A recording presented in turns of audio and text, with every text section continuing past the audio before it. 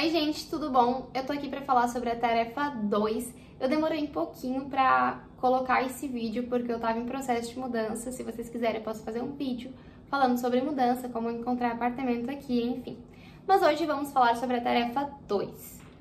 Antes de começar o vídeo, eu sugiro que vocês baixem aqui na descrição, tem um drive, então baixe o material que tem lá sobre a tarefa 2 para você acompanhar o meu vídeo, que vai ser muito mais proveitoso.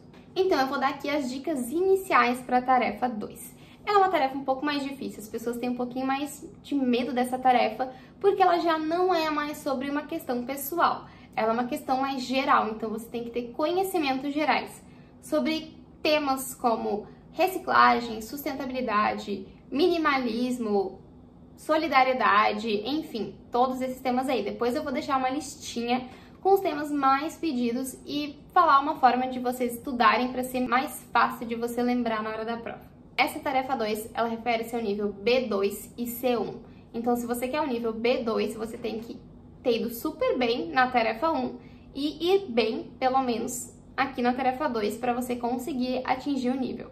Essa tarefa é um pouquinho diferente, você terá duas opções, dois temas e você terá que escolher um deles para você falar sobre, fazer um artigo de opinião, uma carta, enfim. Tem um número de palavras recomendado que é entre 250 a 300 palavras. Eu não recomendo vocês fazerem menos de 250 ou mais de 300 palavras. Gente, fiquem sempre atento a todas as consignas. O que é consignas? Instruções. Se você viu o meu vídeo anterior, você sabe que tem umas instruções que o CL vai te dar. E você tem que seguir todas as instruções. Se o seu texto não estiver adequado às instruções ou faltar alguma das instruções, você vai perder ponto e talvez não consiga o nível que você quer.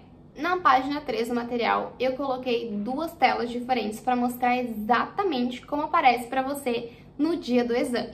Então vai aparecer uma primeira tela, você pode ver ali que tem as duas opções para você escolher e tem o tempo que falta para você escolher ali em cima. Então ele vai começar de 1 minuto e vai diminuir até o 0. Você tem 1 minuto para escolher a opção que você quer. Depois que você escolheu a opção que você quer, a opção que você tem mais conhecimento em espanhol, vai aparecer a segunda telinha que tem as instruções e sempre vai ter um textinho de apoio. Então depois que você escolheu a opção que você quer, vai aparecer a segunda tela com as instruções. Então vai ter um textinho bem curtinho, vão ter as instruções, por exemplo, você tem que responder uma carta do diretor de um museu, enfim.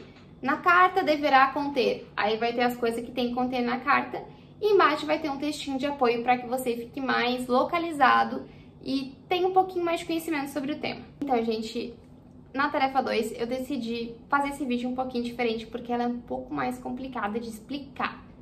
Mas, basicamente, é como uma redação do Enem. Primeiro eu vou dar um exemplo de pergunta e um exemplo de resposta, já vou dar o exemplo do texto. E depois eu vou explicar sobre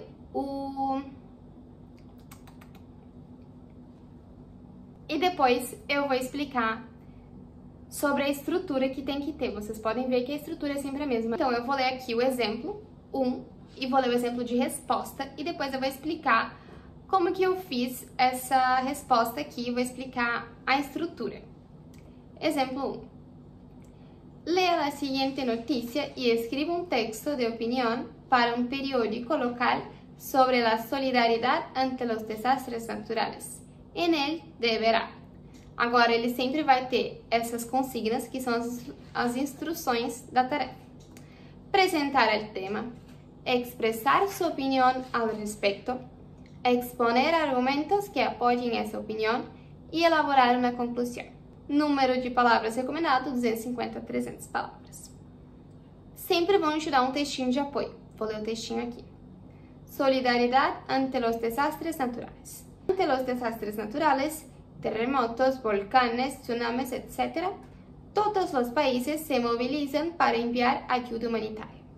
Sin embargo, no siempre la ayuda es todo lo eficaz que cabría pensar a partir de los recursos movilizados y el capital recaudado para la causa. ¿Son útiles las donaciones? ¿Cómo se podría gestionar mejor la ayuda? Esse é o textinho. Agora eu vou ler para vocês como que eu respondi esse exemplo. En primer lugar, al respecto de la solidaridad ante los desastres naturales, mi opinión es a favor de recaudar los recursos para la causa, porque creo que las personas tienen que ayudarse. Então, esse aqui é o primeiro parágrafo da introdução. Todas as introduções, praticamente, eu começo assim. Coloco em primeiro lugar, a respeito de, coloco o assunto. Como ele pediu a minha opinião lá nas instruções, eu sempre boto já aqui na introdução. Mi opinión es a favor de recaudar los recursos, enfim. E eu sempre coloco o motivo bem resumido. Por quê? Porque creo que as pessoas têm que ajudar-se. Simples, resumido, só para introduzir. Agora eu vou ler o desenvolvimento. Además, hay ejemplos donde la solidaridad y ayuda humanitaria fue muy importante, como el desastre de Brumadinho en 2019 en Brasil, donde se rompió una represa y murieron más de 200 personas. También en Brasil, cuando hay inundaciones, todos los ciudadanos se movilizan para ayudar a las personas que perdieron sus casas por las lluvias. Igualmente, en otros lugares del mundo hubo desastres como el volcán de Palma en 2021. Entonces, creo que las donaciones son útiles, pero hay estafadores, personas que roban dinero y se aprovechan de las situaciones de desastres para ganar más dinero. En Brasil, cuando hay un desastre natural, los comerciantes empiezan a aumentar los precios de las comidas y las personas son obligadas a comprar porque a veces no hay otro supermercado cerca. Para solucionar eso, tendría que haber personas responsables solo por el capital recaudado. Con esto quiero decir que sería más fácil encontrar a los estafadores y sancionar a los que roban el dinero. También es importante que el gobierno tenga un plan para cuando haya estos desastres. Empiecen a recaudar capital antes de que se tenha el desastre. Esse é o meu desenvolvimento. Então, vocês podem ver ali que eu usei os dois primeiros parágrafos para falar de exemplos, onde solidariedade foi muito importante. Então, eu falei de Brumadinho no Brasil, falei que tem inundação no Brasil também, que as pessoas se ajudam, fazem doações. Falei do vulcão de Palma também, outro desastre, um desastre natural. Falei ali um problema, que tem pessoas que se aproveitam dessas situações para terem vantagens. Mas no próximo parágrafo eu já falei que para solucionar teria que haver pessoas que são responsáveis só pelo capital recaudado, enfim. Esse foi o meu desenvolvimento. A gente pode ver que é bem simples, é uma coisa assim bem... não é nada tão extraordinário ou, nossa, super bem escrito. É simplesinho, só para falar sobre o tema, como se fosse uma conversa mesmo, só que um pouquinho mais formal. Agora a conclusão.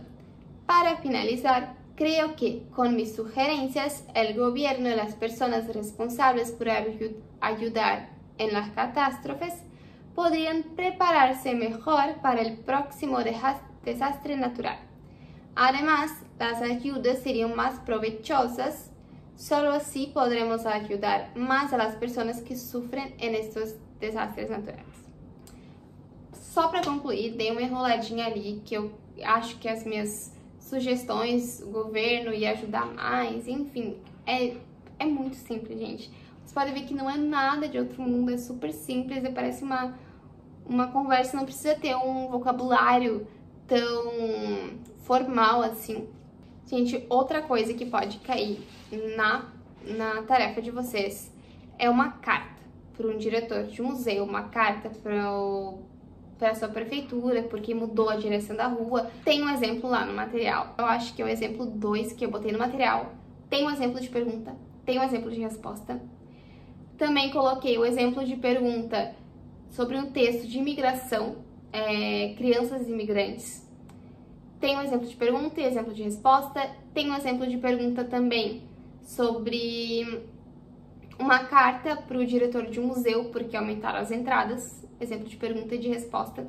E eu deixei de bônus 3 exemplos de perguntas, não coloquei o exemplo de resposta, porque quando eu tava fazendo CL, eu não fiz esses aqui. Então não deu tempo, eu teria que enviar para uma professora corrigir, enfim. Não fiz, mas isso fica para vocês fazerem. e para estudar, porque eu achei muito legais os exemplos. O exemplo 5 é uma carta a um jornal sobre o fechamento de um café. O exemplo 6 é uma carta sobre um espetáculo de uma banda que foi cancelado. Já caiu várias vezes essa questão no exame. E o exemplo 7 é um texto de opinião também sobre turismo e o risco biológico. É um tema bem interessante, que é um tema bem alta, que tá caindo bastante também no CL. Conheço pessoas que fizeram sobre esse tema. Então, gente, eu recomendo que vocês peguem esse material. Eu dei ali 7 exemplos de perguntas. Façam, respondam primeiro esses 7 exemplos. Depois vocês leiam as 4 respostas que eu coloquei. Treinem bastante, façam mais de umas vezes. Façam 2 vezes, pelo menos, cada um.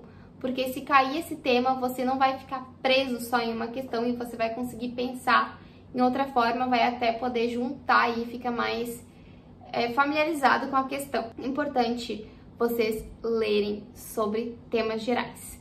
Eu coloquei também nesse material temas tomados e eu botei textos de apoio em espanhol para vocês lerem, se situarem um pouco mais nesses temas. São temas aleatórios ali, que foram os temas que a professora enviou já para ir se preparando para essa prova.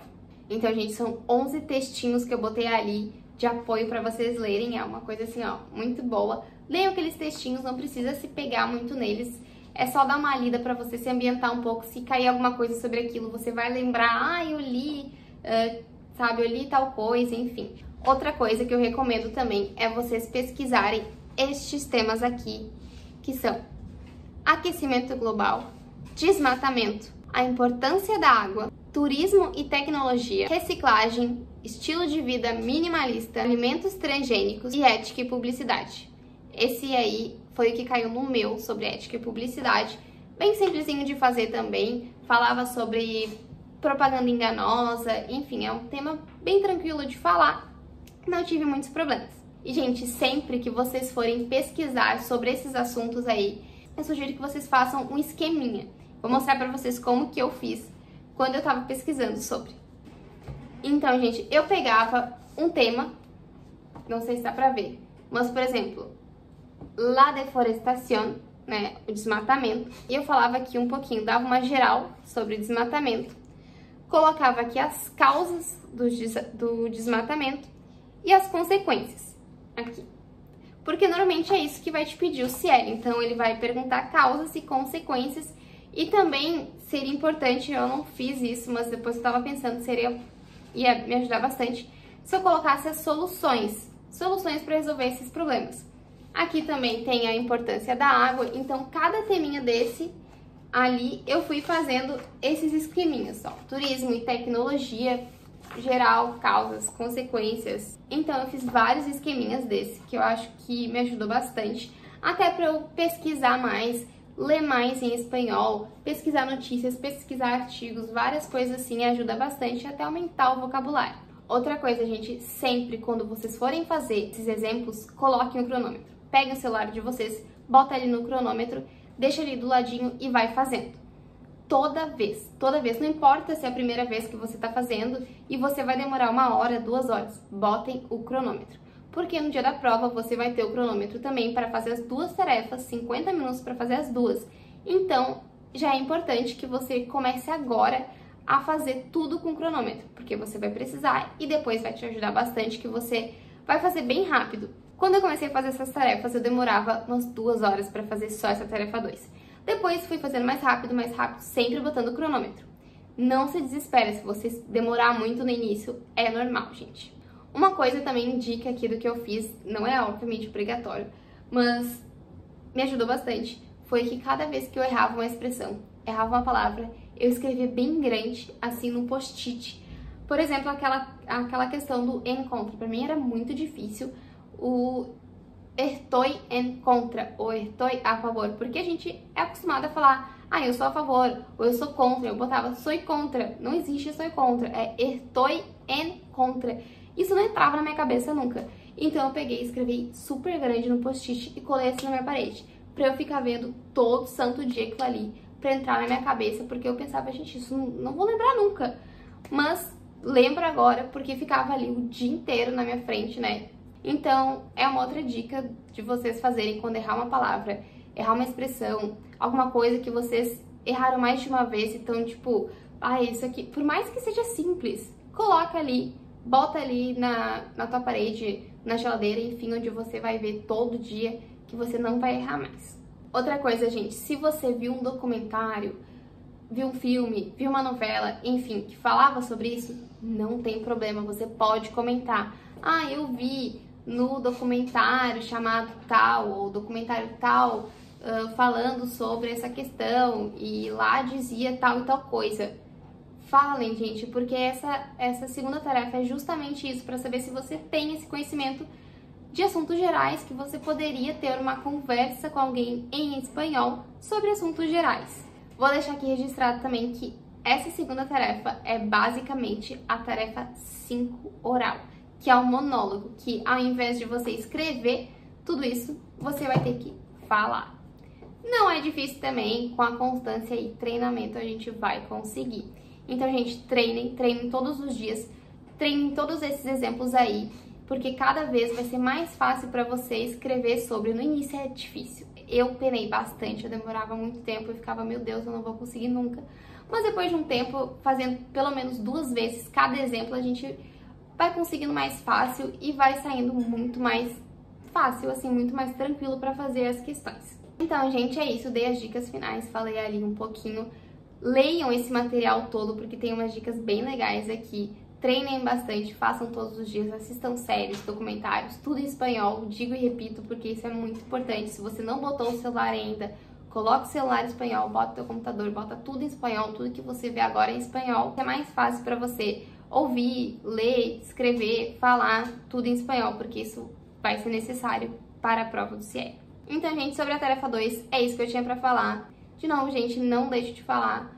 Baixe o material que tá aqui, estudem bastante, treinem bastante, que é super possível tirar C1 ou pelo menos B2 no CIE.